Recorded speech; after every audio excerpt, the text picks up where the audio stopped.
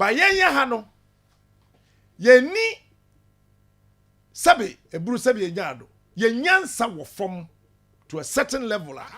Ye ma politician who say wonnim nyansa nchen obia. Eti yen ye ha no. Ye fa minister ba ko tena ho a every day you spend 13,000 Ghana cedis. Obi dwetiri. Rich minister. Are you aware? Say we call public accounts committee. Dabi.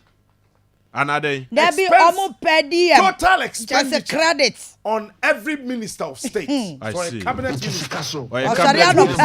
Who breaking in down. It's almost 13,000 Ghana cedis. Enkosi se no 130 million. Ai, enkosi se enwumre no nsia bebo. Man ka bosumi yo. Dakro. 130 million. Mami breaking it down. Said be ya obeti. Dakro. Let me break it down. Na Ghana vote ye na wate ase. Eti time na me ye fa be wo so ewo Jo Mahama. Na MPP for bo mo nsem. Yes. Captain Smart am your hero. So we dey here ye for. Sabra no na come mo. Captain Joy Kufuor boy. Se se e kwa wo mo ntumam kakra no. Oba mo sa de na hye. Brai. Sa wo fa one minister e wo Ghana. Na wo break it down. Enema oyusi. Enema oyusi. Yes. Entade a ohye. Enema onom na odie. Ena car otenem. Fuel a oyusi. Won wa som no. Car ne yire ne matenem. The per diem na kwentuo na yarehwa. It means that we are spending 13,000 Ghana cedis on a minister a day. 130 million. I remember for me. Minister be or your cabinet minister be or houseboys in you. Minister be cabinet minister or houseboys in you. To say Assassin or houseboys me. Okay. Or what and noa Neduane. Ebi peba. Yes. Ebi them family. Yes. Okay. Uwie anoa. Minister bia obia bedi minister pepepa. Apart from Sanya way na no. Ye wo garden boys. Yes. First no Kwame Nkrumah ni buzi a time no.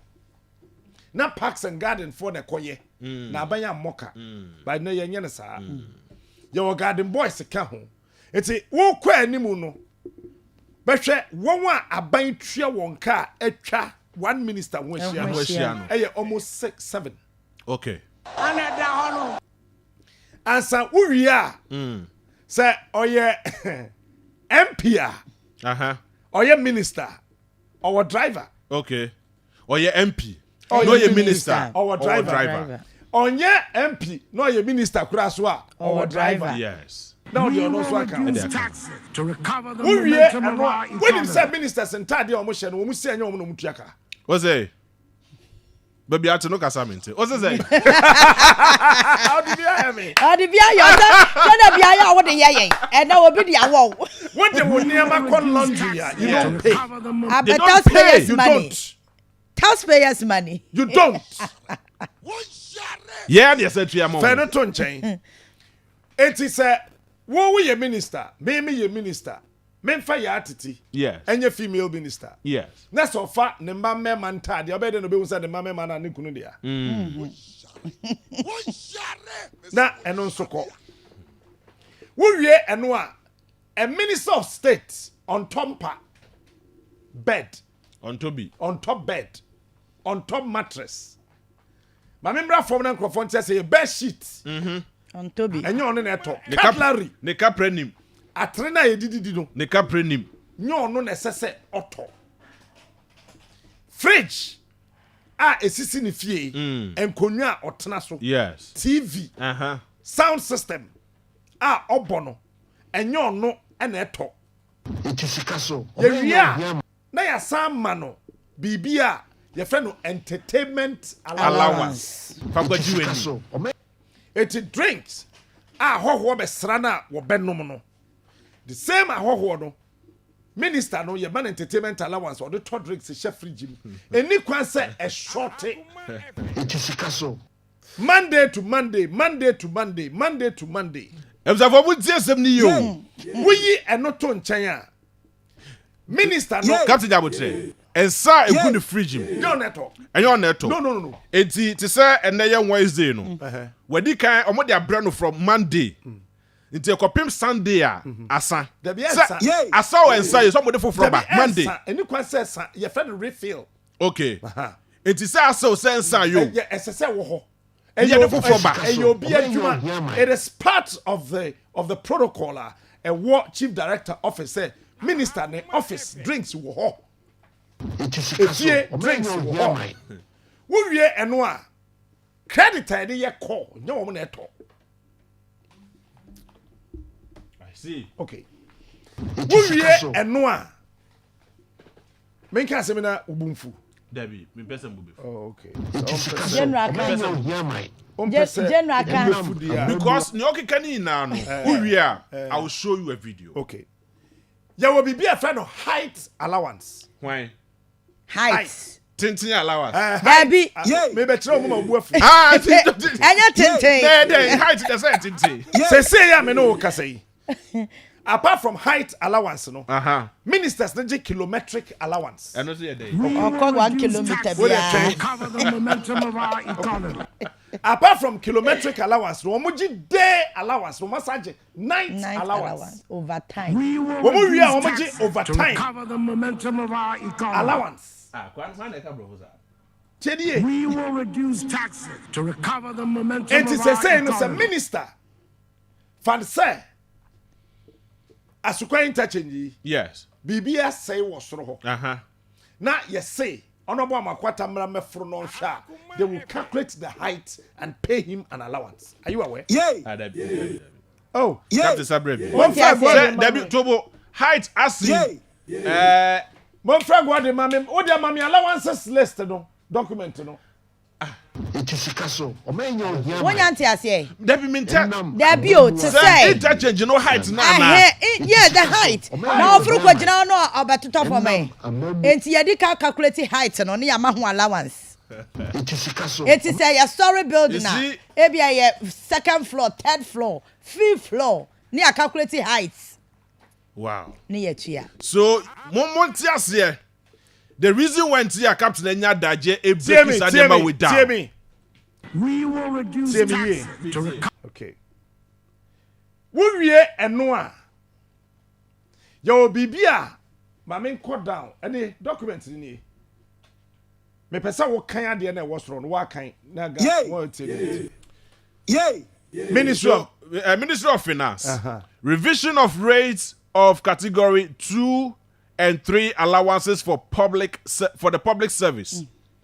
1, per the agreement signed between governments on one hand and organized labor. Na mpesa wo ti ase keke. Okay. Who say eno wo ho. Okay.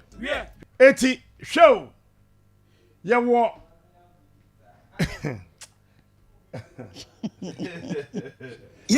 Wonwa eya aban adwuma no. Ma me hyase mfiri ho. Okay. A minister sika ho. Yes. You be a friend of acting allowance. Acting. And to say, on say nyansa bi anim.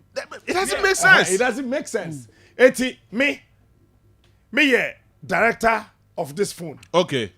And I me call retirement. Producer me who? Me call retirement. And I say me took one. And he say what back acting. Let's give me acting on behalf of Captain now. Okay. About the acting allowance. Who are there friend of acting allowance plus your salary? Now, difference between the acting officer's salary and the minimum salary point of the acting post, or 20% of monthly basic salary, whichever is higher. Higher. It is our ketria 20,000. Yes. We be acting ye keke no. Yemma wa ketria 20%. And come 2,000. Afeti. Yemma additional duty allowance. Additional duty allowance. And only a 10% of your monthly basic salary. However, overtime allowance. But what is the difference between additional duty allowance and overtime allowance? And no. And your working days 1.5 times. Weekends and public holidays double. It's eda. Ye dia for feeder. Obeji allowance no double. Post if one ye di holiday woman echi no. When you back in the double. Na a weekend so Saturday Sunday na so okwa akoya adwuma o sa so je double. Afeti we na we yem nhyew. Call in allowance. Akoma FM. Nipa no say your friend nti na obeje additional duty. Aye. Ana overtime. Yes. But you say your friend wo keke. Your friend say call in allowance. Ya bo odi ni ya friend wo. Ya bo odi na ma friend wo. 10% of your basic salary. Are you not crazy? I feel to was let you we more than know what crazy is better. Commuted overtime allowance any day. What you say? Commuted overtime allowance what you say? Captain Chichi. What take care move Kubasi? I say we drink at 4 o'clock. We commute. And a traffic harbor. When do 8 o'clock? Wow, so that's your boy. Height and depth allowance. We will Height reduce allowance no taxes between recover 30 the momentum of our to 40 economy. meters biano. And 2 cities 80 pesos per day. 2 cities 80 pesos. It is high abro sanya yet is I'm a quarter from pe. 2 cities 80 pesos. Good job for Papa Bear 10 times. Hey, not just any. I'm going penance. 10. Now I'm going penance. Papa The sa. momentum of our economy. Obiya benwa na oyin. Can you imagine this? Engineers no. Offer 41 to 60 meters per. And here 4 cities 20 pesos. Say offer 61 to 85 meters are. 5 cities 60 pesos. Say onyanya additional 10 meters beka ho a. And so no wo besa kofa 2 cities 80 pesos no. Abeka ho afeti abodam na wo mu no. Permanent posting allowance. Permanent posting allowance. Send the audience mention temporarily posting allowance. And so I know so what you say unchirem. Traveling expense allowance. And so what you say. How can an expense have an allowance? Answer tools allowance. Abaya 20 mama on safaye adwuma wie no. Tool na abaya dia on safaye adwuma no. Wasasu tia allowance. We will reduce Ba ko bi taxes na to wom recover mienu the bi wo mu a momentum eno of our aye economy.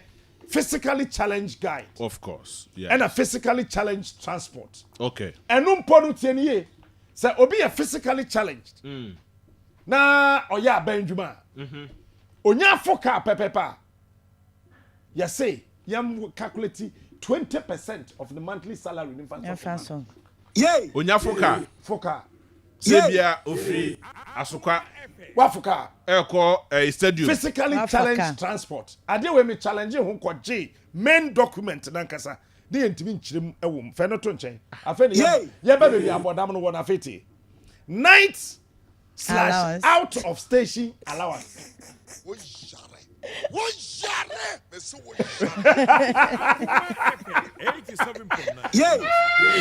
This document was not prepared by me. This is Ministry of Finance. I see. Night / out of station allowance. Chief Director say ofin kran ebedru kumase per night 490 Ghana cedis. 490 Ghana cedis. 4.9. Yes, so you're coordinating director and a chief executive and a head of department and 420 per night. I see. Ghana Majo. 420 per night. You hear 4.2. Yes, where your allowance Enka hotel na ya hayama no. Eno sika ye de be ma se bia we de fa ko didi ni ade. So we are director kwaria 350 per night. We are senior staff at 280. We are junior staff at 210. Afeti de wase no. All inclusive where accommodation or meals are provided. The rates are abated by 1/3. Afeti trekking officers not exceeding 12 days in a quarter full of overnight allowance. Akoma 87.9. Afeti You. Bakubi waha. Eno ya mfasika share mu. I see. Me boss pe be hu adekuritra. Foreign trade. Oh.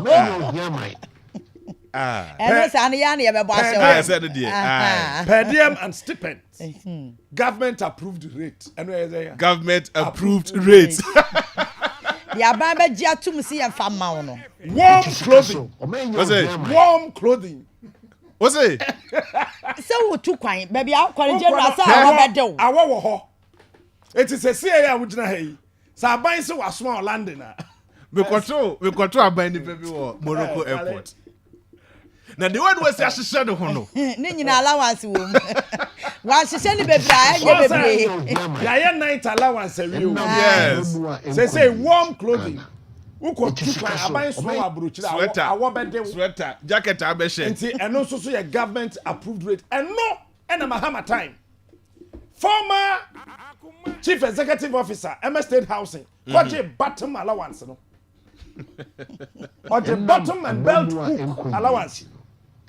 Belt hook, nya belt no, ni hook. Ni bra penny yes or penny. No mo di animu ko pacho.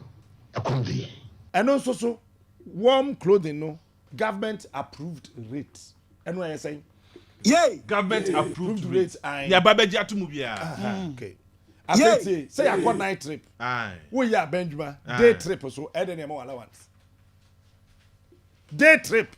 Chief Director 250 Ghana. Etiti yeah. Shade ni yo. JB. Yes.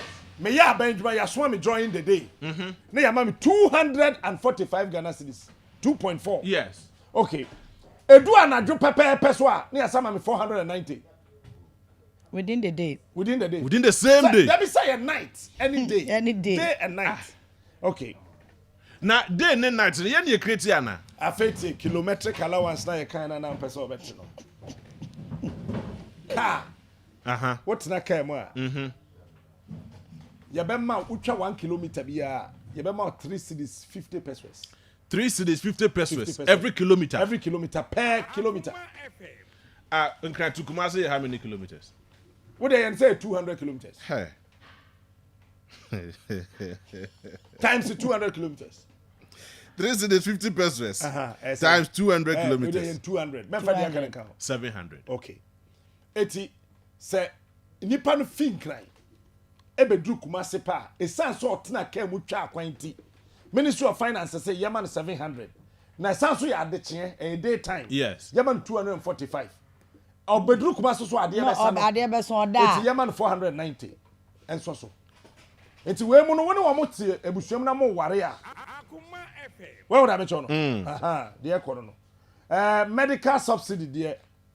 Afeti ni medical subsidy. Yes. Employee spouse. To say me yiri. Eti na bag ni yiri di na chi ko ya. Ya sama ka say no kwa na yiri. What you kwa na yiri di na chi. Akwasa no yare bi. Your spouse and 4 children. And 4 children. Yes, of 18 years and below to be covered by the National Health Insurance Scheme. Ekova him because do land na me ko yare a. Ghana Health Insurance say you land. Ada na bag me o kwa fa health insurance card na nko. Akwasa no yare o. Dubai. Afeti we na we yem show. Payment of 50% of the cost of management of illness not covered by health insurance. Where a child is above 18, but below 23 years, yes, but below 23 years, and still in school, he or she shall be covered by the medical scheme. Shall. The word shall. The word is shall. Yes, shit. Yeah. Yes, shit. Eti me minister. Who the minister? Who oma? Omo 23 years. When ba no 23 years, nipa dodo se no mo 23 years ah. Omo ya managing directors, na nya aduma no mo ye. These people, that's why I keep saying that. Look, we have a lot of thieves ruling us, but we don't want to say it. Both the NDC and the MPP, they are thieves. Maybe person catch on some way corrupt to be more. The NDC and the MPP, they are thieves. And to about 23 years, that's our school, dear. A cabia would need to quite not talk area. About Fasaka. A funeral grant. What went Jane? After young pong. I did not prepare this document. This document was prepared by the Minister of Finance. Okay. Oba and now form. Yes. And we pay him. Now form. Okay, in TTA. Captain Yabuchu. Minister of Finance buy no. rate no ewo form. Say atum kaka. And we pagem. Say atum bibi akosoro. Because of Russia-Ukraine war. Okay. Yay. 80 TNA. FINRA grant. And you mean prepare document no. So what kind? Aye. You hear the mama the ato Akoma Facebook. Obi anko kan bi. Wa akọ kan. Nyo obi na be kan ya ma. FINRA grant. Eye. Say Free. We will reduce We taxes are to recover the momentum of so our who economy. yes you fear now wo kwa. You be ma 2000 can ebia We will reduce taxes 2000 to recover the employee momentum of our economy. 2,100. spouse yes saying 1,400. we buy yes saying 1,400. All inclusive. all inclusive. This is yeah. This is madness. What? This is madness. Mwabuti Akoma 87.9. And then we share live on Facebook. On your TV, on your Facebook page. Me dey Captain Smart. And you attitude that we had to say. Now, where is this? Intensity. Because in some I near Kano. I don't know what day. But then yeah, more this revelation. I'm one who say the same people we are hailing. Omubadi asuso mosono. They are the same people still now. There be where they anya there, where nya yawo. Oh, eti who say wo di minister. Wo kwa ye na wo yire be kobi na wo ba be kobi e ma wo 2,100. Nya They are ma wo all inclusive. Yebejeti adase. Afeti ha. Bisamra biem. Afeti ha. Uniform. O say Uniform. atare. Eyi atare. Uniform to be provided by the state institution, organization, or the MMDA.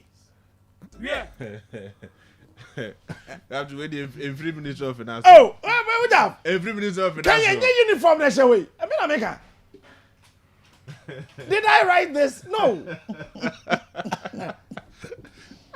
As I say, what about protective clothing? I know, dear, protective say clothing. obi ya benjuma bi na or ye technocrat. Yes. Ebi or well DBB, yaman bibi nche na ni ansay ni den. Those things are good. Affect table for was no. By this approval, all other rates hitherto applied by institution cease to exist. Just say old one no. Old one. You find your juma bi. You find your juma. Affect ha. Won't enjoy ni. Brofra mbeka no. Okay. Heads of ministries. Heads of ministries. Government departments and agencies I see. are to ensure strict adherence. What's it? Are to ensure Strict adherence yes, Kitty. to the attached revised administrative instructions in the processing and payment of the above mentioned allowances. Please, number 5 was the name. Please, treat it as they As urgent. Okay. Please treat as urgent. Signed, Honorable Abina Osei Asare, MP, Deputy Minister Finance. for Minister. She may be a copy all chief directors across the country. All chief directors. All chief directors across the country. All regional coordinating directors. All district coordinating directors. The controller and accountant general. The auditor general. The minister of finance. All sector ministers. All sector ministers. All sector ministers. All regional ministers. The honorable deputy minister, Ministry of Finance. The director of budget, Ministry of Finance. The chairman, PSC.